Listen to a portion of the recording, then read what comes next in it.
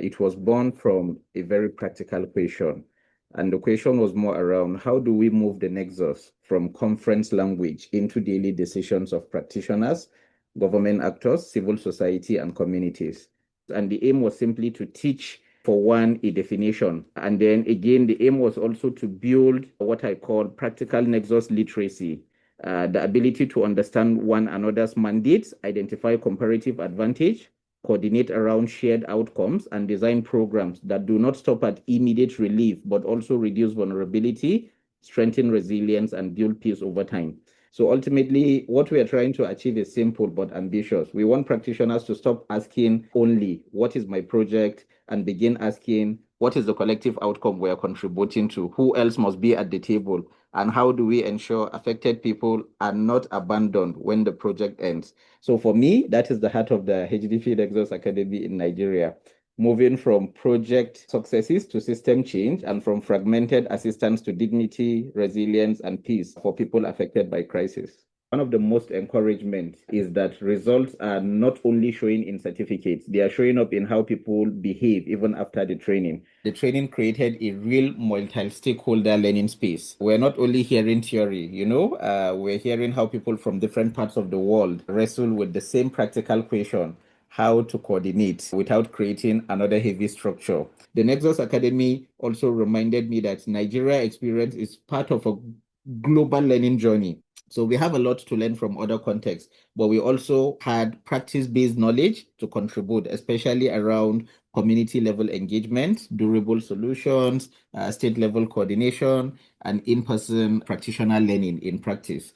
It also shows clearly how the two academies can complement each other. So, for instance, with the UNDP Nexus Academy, which brings the global experience, tested learning resources, exposure to multiple country contexts, and a strong evidence-based.